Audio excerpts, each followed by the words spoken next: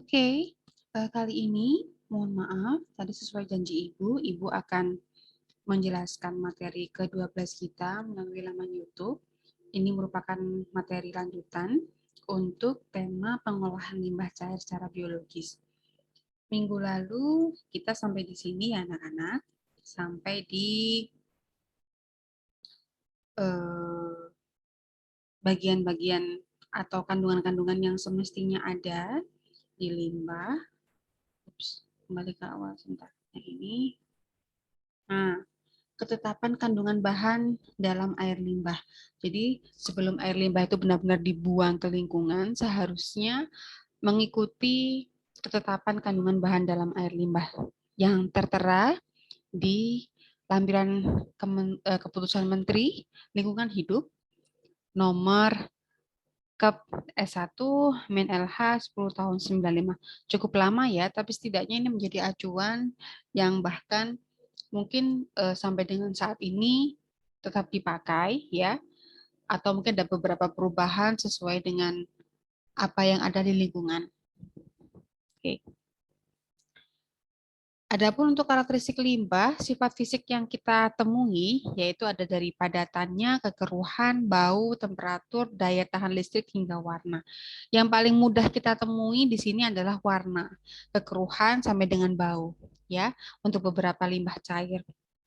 Pokoknya kalau ada limbah, di situ terlihat warnanya sudah sangat keruh atau warnanya cenderung terlalu coklat atau terlalu hijau. Nah, ini berarti ada bahan-bahan ikutan yang ikut terlarut sehingga membebani air tersebut dan sulit untuk diendapkan. Bahkan sulit untuk menghasilkan suatu padatan yang mengendap di dasar.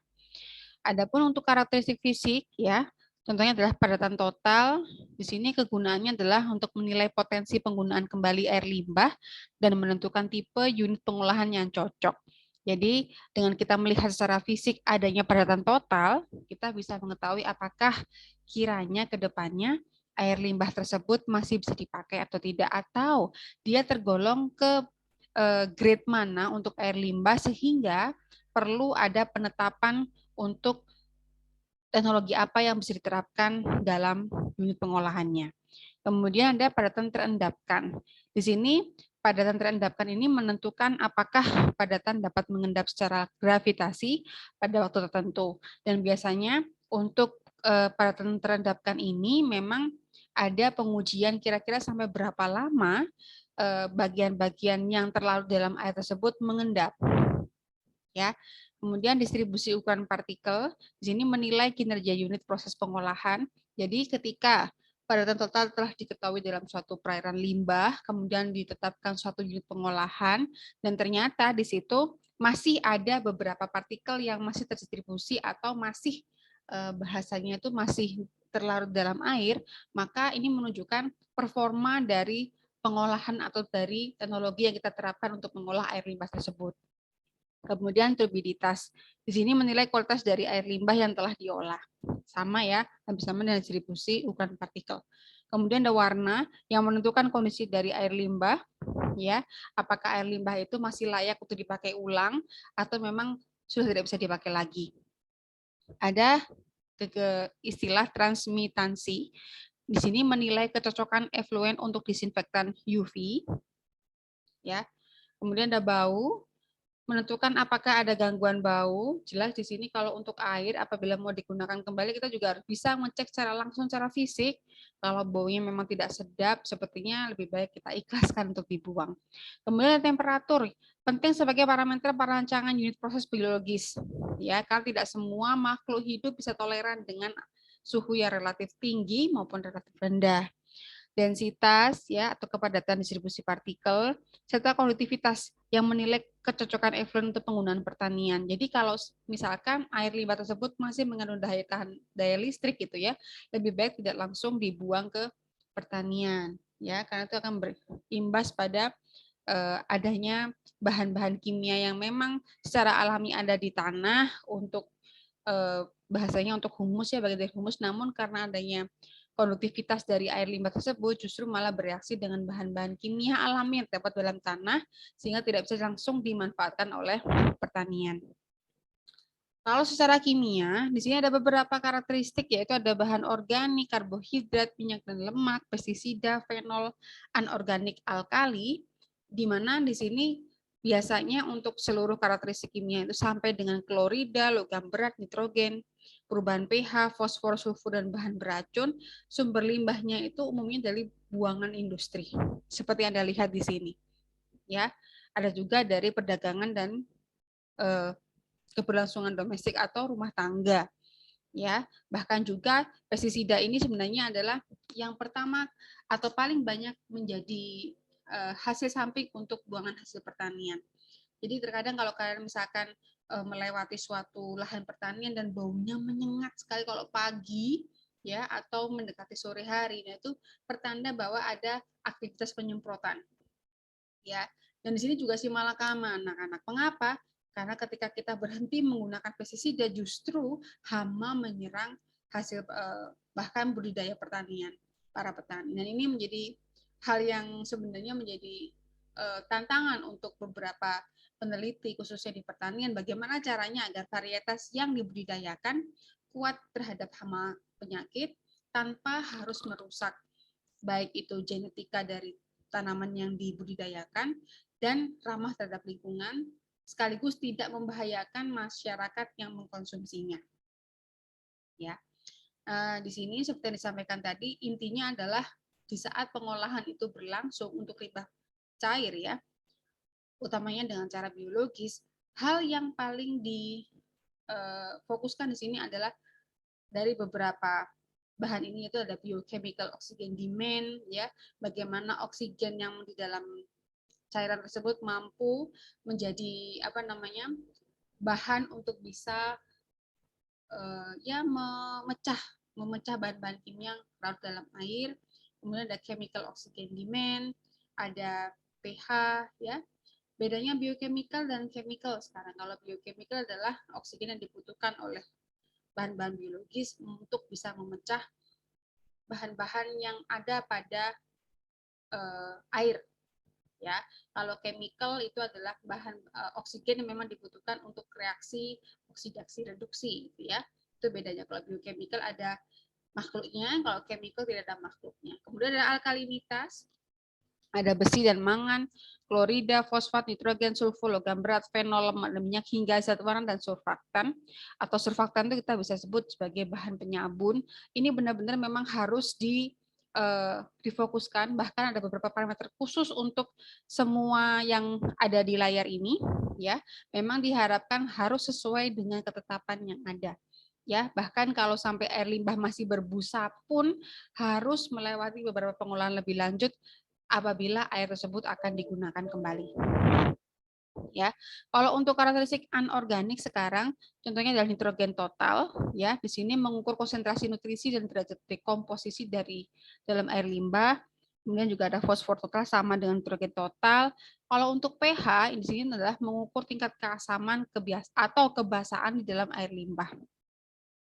Alkalinitas mengukur tingkat buffer, Kolda menilai kecocokan air limbah untuk penggunaan kembali di bidang pertanian, ya.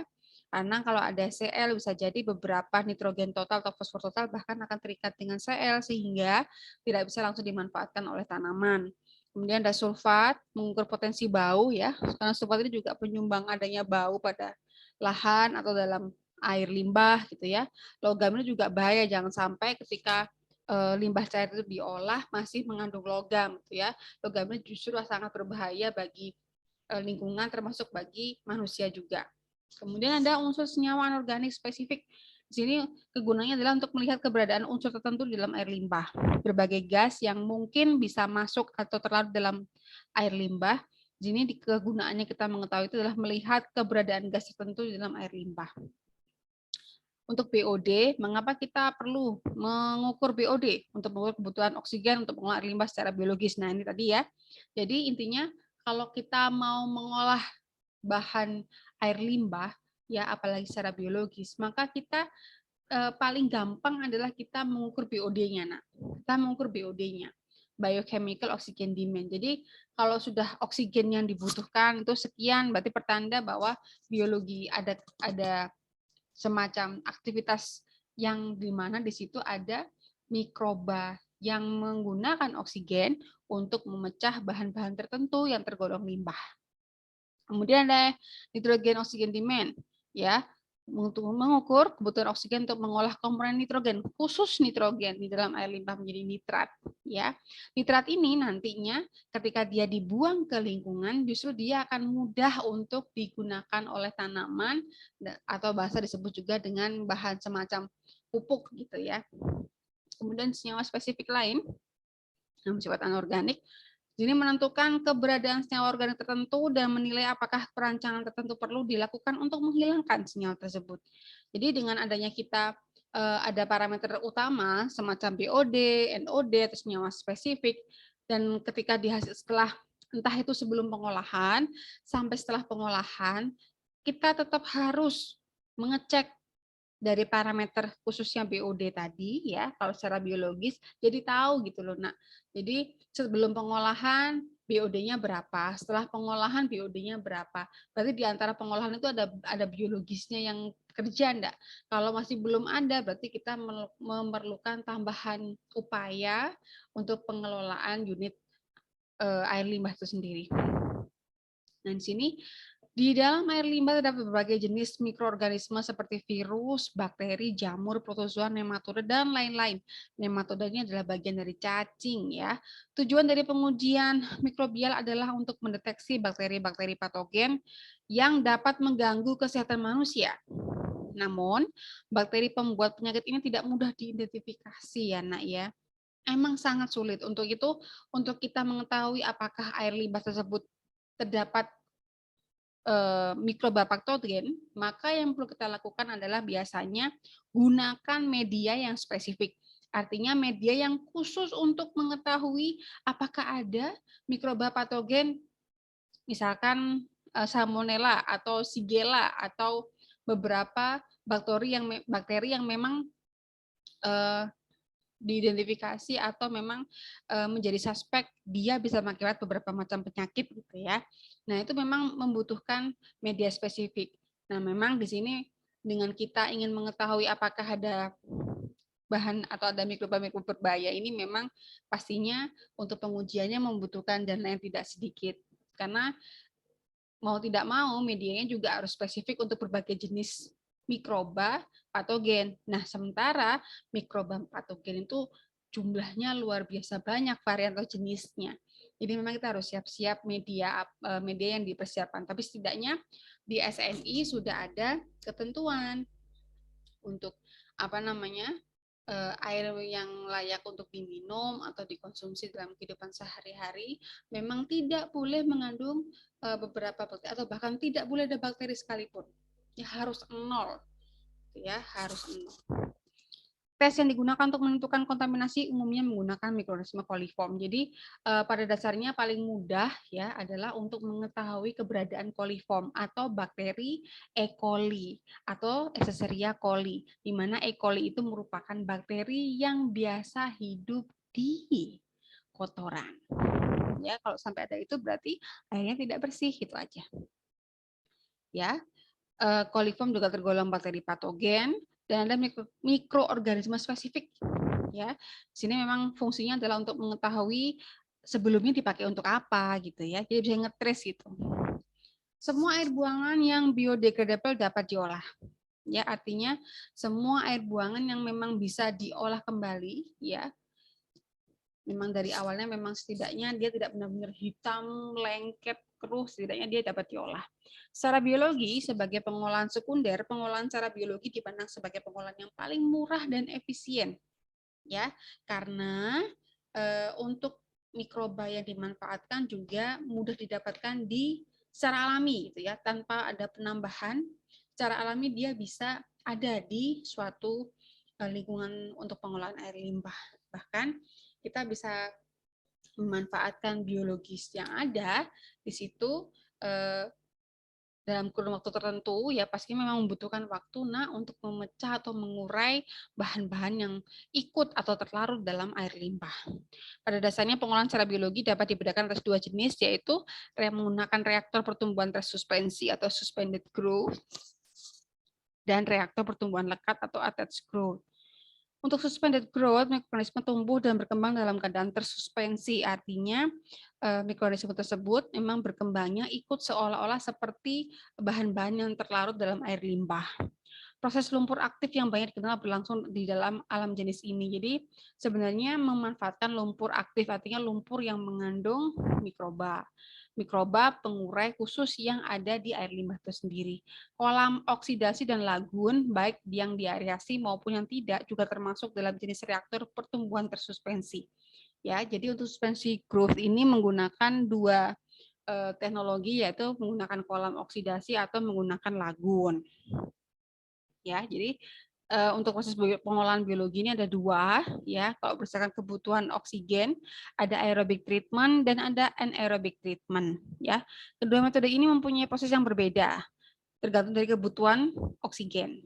Agar proses perombakan limbah dapat berlangsung secara sempurna, dan di sini untuk proses aerob, ya, harus perlu atau sangat membutuhkan oksigen dibandingkan dengan anaerob.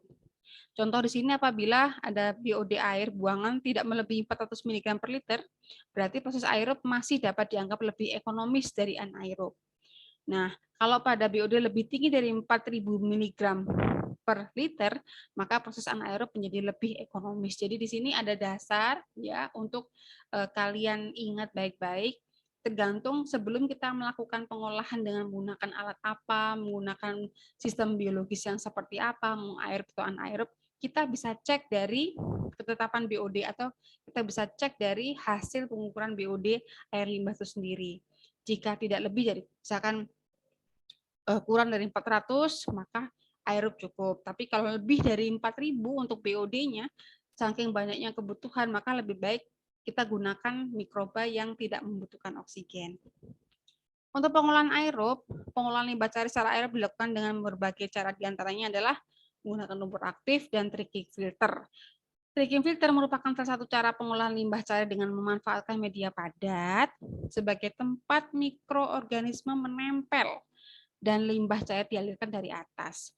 Untuk lumpur aktif atau activated sludge adalah proses penanganan limbah di mana udara atau oksigen akan masuk ke dalam cairan limbah untuk mengembangkan pembentukan vlog biologis.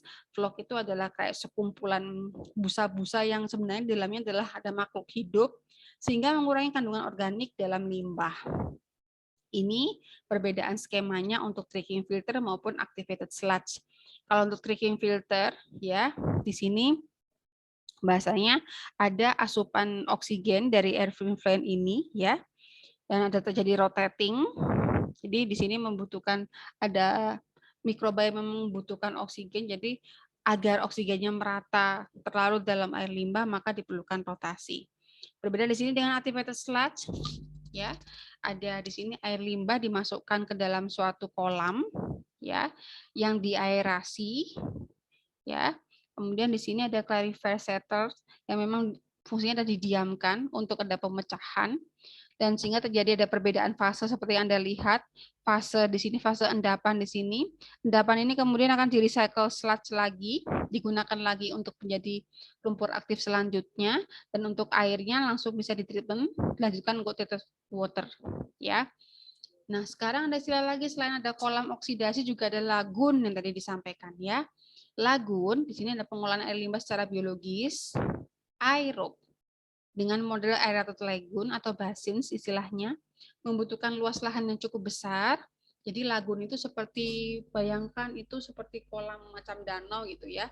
Dilakukan mengingat jumlah air limbah yang akan dilakukan pengolahan sangat besar. Jadi khusus untuk industri yang memang menghasilkan air limbahnya cukup luas dan besar, maka penggunaan lagun juga bisa lebih efektif karena setidaknya pemasukan oksigen itu bisa melalui permukaan air itu bisa masuk, tinggal diberi aerasi itu, ya.